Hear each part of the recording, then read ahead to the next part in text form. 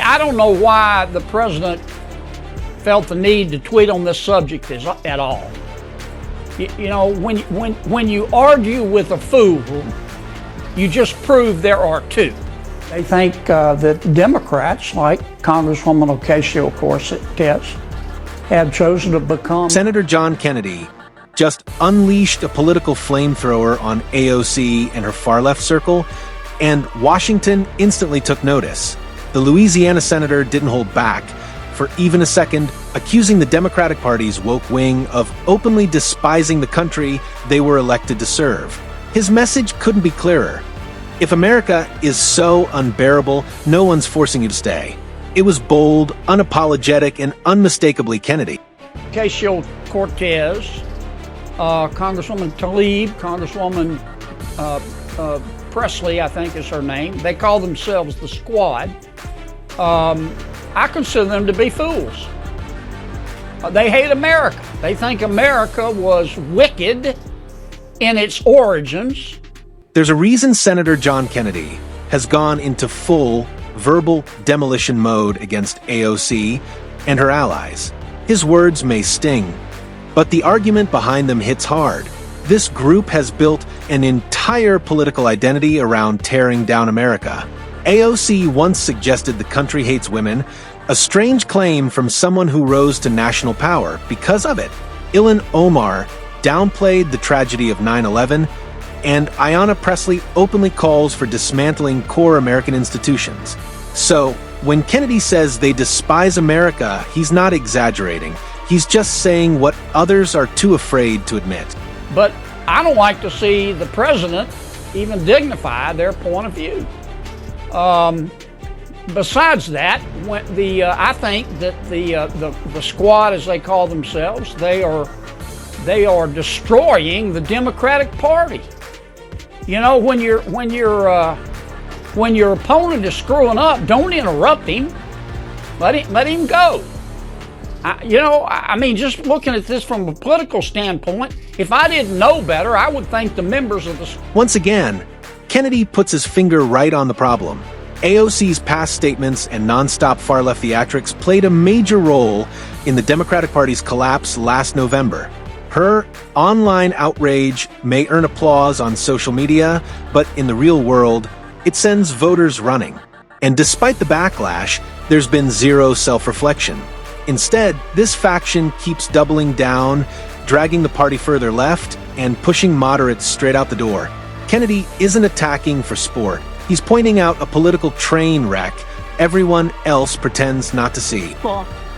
In these concentration camps that Trump has established on our border. And what they want to do is politicize it, warp it, turn it into a controversy about words instead of turning it into immigration, socialism, higher taxes, abortion are all moral goods. They think America, Israel, free enterprise are moral bads. That's not what most Americans believe.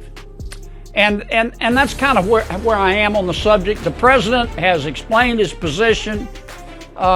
He has said, look, here's what I meant. If you're not happy living in America, leave. It's a free country, and I agree. The real question AOC keeps dodging is simple.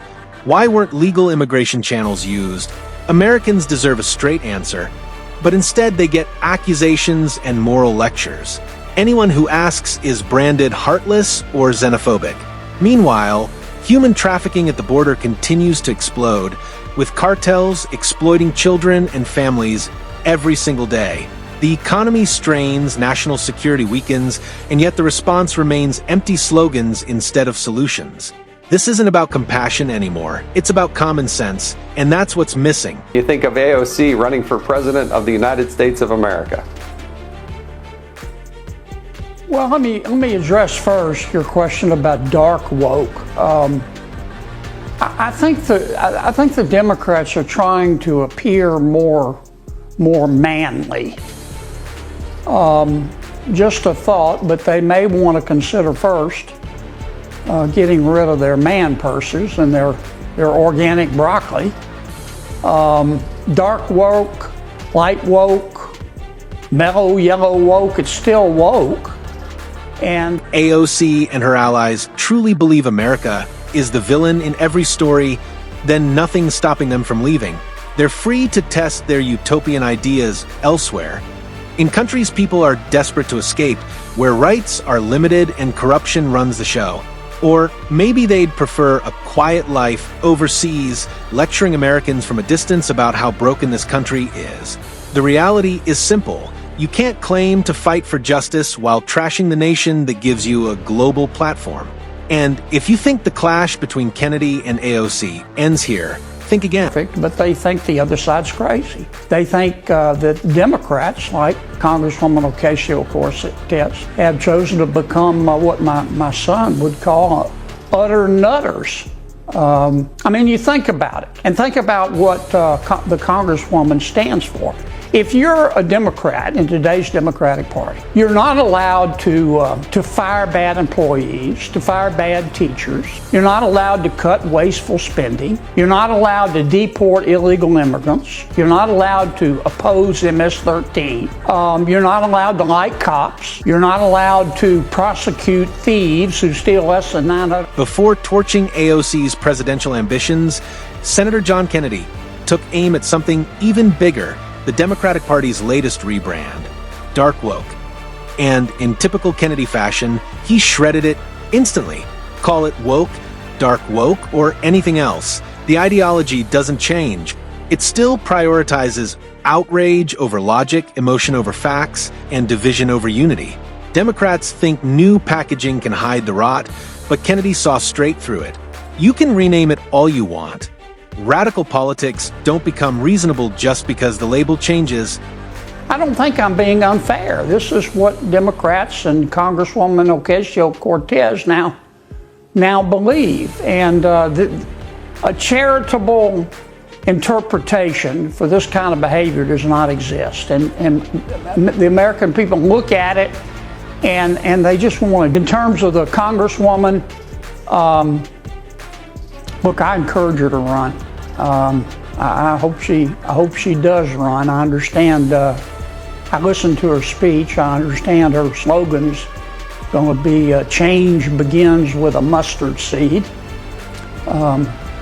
which I think is interesting.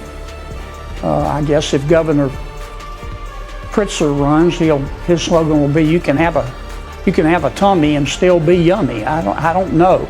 I just think with the Congresswoman, if you scratch the surface, you get more surface. I don't think she has the intellectual firepower to run a campaign to be president.